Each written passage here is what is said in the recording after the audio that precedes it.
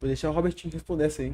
Puxa pra Vou gente. responder a pergunta aqui, né? Quando você está num culto, louvando e adorando, e você vem ao seu pensamento um sentimento de culpa, o que vocês acham? A pergunta do... Quem que foi, meu bem? Não se acha digno de estar ali. Quem que foi, meu bem? Nelson Mandela.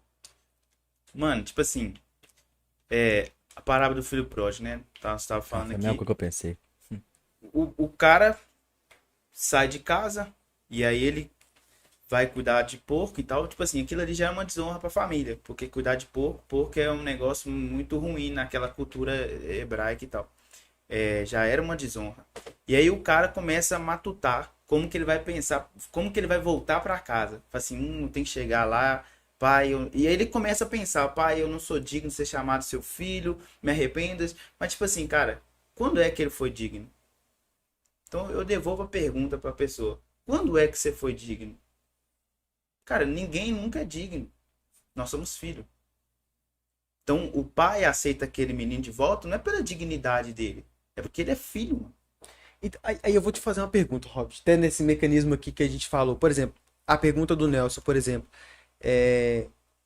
Total, concordo com você em 200%. A gente nunca foi digno. A gente nunca foi merecedor dessa graça. Mas a pergunta dele é tão pertinente, mas tão pertinente porque eu já passei, provavelmente vocês já passaram em algum momento, e várias pessoas já passaram. E todo mundo talvez já ouviu isso. Eu não sou digno, ninguém é. Mas por que a gente sente essa culpa? Talvez seja esse mecanismo da igreja, quando eu digo igreja, né? Instituição. Por que a gente sente essa culpa? Tipo assim, o Kevin, acho que se nós examinássemos nós mesmos, nós não precisaríamos que ninguém examinasse a gente. Então, acho que a primeira pessoa que te culpa é você mesma. É a sua consciência ali o tempo todo, ó, te martelando, cara, você é culpado, você é culpado. E aí é tipo uma ferida que o diabo vai lá e vai tocando aquilo ali. Então, a libertação, cara, é pelo entendimento. Total. Sabe? Tipo assim, ousado.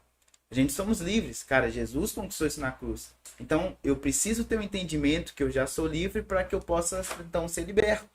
Então, o que falta às vezes às pessoas? Cara, se apropriar daquilo que já foi feito lá na cruz. Quando eu não me aproprio daquilo que foi feito na cruz, cara, eu abro espaço para minha consciência e o diabo ficar me acusando. Então, tipo assim, tem um texto em Gálatas que diz assim, olha, quando você não aceita a graça, ou quando você não aceita o perdão, você caiu da graça de Deus. E o que é isso? É quando você já pediu perdão, tem um arrependimento, porque não adianta chorar. O arrependimento não é lágrima, arrependimento é mudança. Então, quando tem um arrependimento e mesmo assim você está se culpando, cara, você não entendeu a graça de Deus. Porque se eu peco agora e eu peço perdão, cara, eu tenho que crer que ele me perdoou.